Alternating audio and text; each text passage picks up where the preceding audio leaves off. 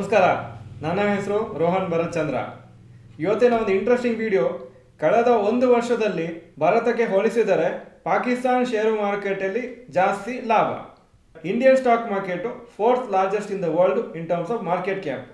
USA markets 3,948 lakh crores total market cap. ಇದು ರುಪೀಸಲ್ಲಿ ಹಾಕಿದ್ದೀನಿ.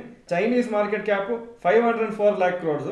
Japanese stock market cap 365 lakh crores.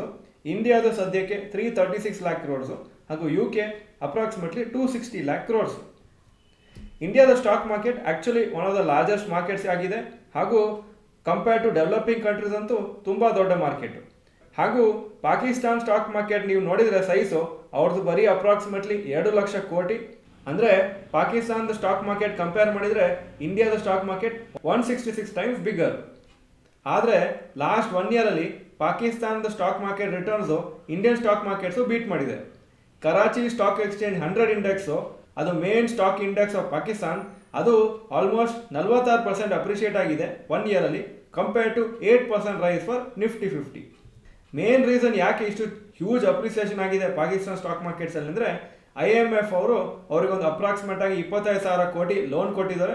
ಹಾಗೂ Saudi Arabia ಮತ್ತು UAE 14,000 ಕೋಟಿ ಮತ್ತು 8,000 ಕೋಟಿ ಅಡಿಷನಲ್ ದುಡ್ಡು ಕೊಟ್ಟಿದ್ದಾರೆ ಅವರ ಎಕನಾಮಿಕ್ ಸಿಚುವೇಶನನ್ನು ಇಂಪ್ರೂವ್ ಮಾಡಲಿಕ್ಕೆ.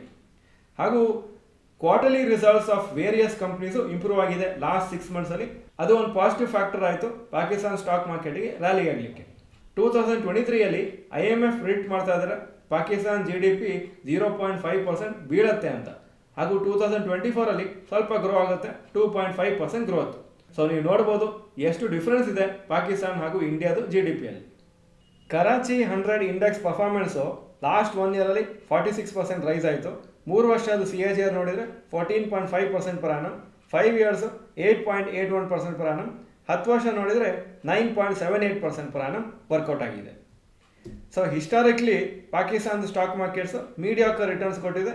ಅವರ ಎಕನಾಮಿಕ್ ಗ್ರೋತ್ ಹೇಗಿದೆ ಅದರ ಪ್ರಕಾರವೇ ಸ್ಟಾಕ್ ಮಾರ್ಕೆಟ್ಸು ಇಂಪ್ರೂವ್ ಆಗಿದೆ. ಆದರೆ ಲಾಸ್ಟ್ 1 year ಸ್ಪೆಷಲ್ ಸಿಚುವೇಶನ್, ಯಾಕಂದರೆ IMF ಲೋನು ಬೇರೆ ಕಂಟ್ರೀಸು ಹೆಲ್ಪ್ ಮಾಡಿದ್ರಿಂದ ಸ್ಟಾಕ್ ಮಾರ್ಕೆಟ್ಸ್ಗೆ ತುಂಬ ಒಳ್ಳೆ ರ್ಯಾಲಿ ಆಯಿತು. ಇಲ್ಲಾಂದರೆ ಇದು ತುಂಬ rare Pakistan stock market beating Indian stock market. ಪಾಕಿಸ್ತಾನಲ್ಲಿ ಇಷ್ಟು ವರ್ಷದಲ್ಲಿ ಆಲ್ಮೋಸ್ಟ್ 75 years ಅವ್ರದ್ದು ಇಂಡಿಪೆಂಡೆನ್ಸ್ ಹಿಸ್ಟ್ರಿಯಲ್ಲಿ ಆಲ್ವೇಸ್ ಅಲ್ಲಿ ಪೊಲಿಟಿಕಲ್ ಇನ್ಸ್ಟೆಬಿಲಿಟಿ ಇರುತ್ತೆ. ಅಂದರೆ ಗೌರ್ಮೆಂಟ್ ಆವಾಗ ಚೇಂಜ್ ಆಗ್ತಾ ಇರ್ತದೆ, ಕೆಲವು ಸತಿ ಮಿಲಿಟರಿ ರೂಲ್ ಇರುತ್ತೆ ಅಥವಾ ಆರ್ಮಿ ರೂಲ್ ಇರುತ್ತೆ. ಸೊ ಅದರಿಂದ ಎಕನಾಮಿಕ್ ಸಿಚುವೇಶನ್ ಅಷ್ಟು ಲೆವೆಲಲ್ಲಿ ಇಂಪ್ರೂವ್ಮೆಂಟ್ ಆಗಿಲ್ಲ. ಇನ್ಫ್ಯಾಕ್ಟ್ ಕಮ್ಮಿನೇ ಆಗ್ತಾ ಇದೆ, ಸಿಚುವೇಶನ್ ಇನ್ನೂ ವರ್ಸ್ ಆಗ್ತಾ ಇದೆ. ನಮ್ಮ ಇಂಡಿಯಾ ಥರ ಅಲ್ಲಿ ಅಷ್ಟು ಡೆವಲಪ್ಮೆಂಟ್ ಆಗಿಲ್ಲ. ಬೇರೆ ಸೆಕ್ಟರ್ಸು, ಮ್ಯಾನುಫ್ಯಾಕ್ಚರಿಂಗು ಅದೆಲ್ಲ ತುಂಬ ಕಮ್ಮಿ ಕಂಪೇರ್ ಟು ಇಂಡಿಯಾ. ಯಾಕಂದರೆ ಅಷ್ಟು ಎನ್ಕರೇಜ್ಮೆಂಟು ಗೌರ್ಮೆಂಟು ಕೊಟ್ಟಿಲ್ಲ. ಕೆಲವು sectors, textiles, food processing, chemical industry, cement, ಈ ಸೆಕ್ಟರ್ಸ್ ಮಾತ್ರ ಮೇನ್ ಸೆಕ್ಟರ್ಸ್ ಅದು ಪಾಕಿಸ್ತಾನ ಎಕಾನಮಿ. ಎಷ್ಟೋ ಐಟಮ್ಸಲ್ಲಿ ಮ್ಯಾನುಫ್ಯಾಕ್ಚರೇ ಆಗೋದಿಲ್ಲ, ಅದೆಲ್ಲ ಇಂಪೋರ್ಟೇ ಮಾಡ್ತಾರೆ. ಇಂಡಿಯಾ ಮತ್ತು ಪಾಕಿಸ್ತಾನಿಗೆ ಒಂದೇ ಟೈಮಿಗೆ ಇಂಡಿಪೆಂಡೆನ್ಸ್ ಬಂದರೂ ಬ್ರಿಟಿಷಿಂದ ಟೋಟಲಿ ಡಿಫ್ರೆಂಟ್ ಅವರ ಹಿಸ್ಟ್ರಿ ಆಗಿದೆ, ಟೋಟಲಿ ಡಿಫ್ರೆಂಟ್ ಪ್ರೋಗ್ರೆಸ್ ಆಗಿದೆ 1947 ಇನ್ಫ್ಯಾಕ್ಟ್ ಇಂಡಿಯಾದ ಜನಗಳು ಹಾಗೂ ಗೌರ್ಮೆಂಟದ ಪಾಲಿಸೀಸಿಂದ ಇಂಡಿಯಾ ಮುಂದೆ ಬಂದಿದೆ. ಇಲ್ಲದ್ರೆ ನಾವು ಪಾಕಿಸ್ತಾನ ಥರನೇ ತುಂಬ ಬ್ಯಾಕ್ವರ್ಡ್ ಇರ್ತಿತ್ತು ಇಷ್ಟು ವರ್ಷ ಆದಮೇಲೆ. ಸೊ ನಾವು ತುಂಬ ಖುಷಿಯಾಗಿರಬೇಕು, ಹೆಮ್ಮೆ ಪಡಬೇಕು, ನಮ್ಮ ಇಂಡಿಯಾ ಇಷ್ಟು ಲೆವೆಲಲ್ಲಿ ಡೆವಲಪ್ ಆಗಿದೆ ಹಾಗೂ ಇನ್ನೂ ಕೆಲವು ವರ್ಷದಲ್ಲಿ one of the largest economies ಆಗುತ್ತೆ ವರ್ಲ್ಡಲ್ಲಿ ಅಂತ. ಈ ವಿಡಿಯೋ ಚೆನ್ನಾಗಿದ್ರೆ ಲೈಕ್ ಬಟನ್ ಪ್ರೆಸ್ ಮಾಡಿ. ಹಾಗೂ ನಿಮ್ಮ ಪ್ರಕಾರ ಏನು ಒಂದು ರೀಸನ್ ಇರ್ಬೋದು India one of the largest economies in the world ಆಗಲಿಕ್ಕೆ? ನಿಮ್ಮ ಪ್ರಕಾರ ಏನು ರೀಸನ್ ಇರ್ಬೋದು ಅಂತ ಕಮೆಂಟ್ ಸೆಕ್ಷನಲ್ಲಿ ಒಂದು ಸೆಂಟೆನ್ಸ್ ಬರೆದ್ಬಿಡಿ. ಈ ವಿಡಿಯೋ ನೋಡೋದಕ್ಕೆ ಧನ್ಯವಾದಗಳು. ನಮಸ್ಕಾರ.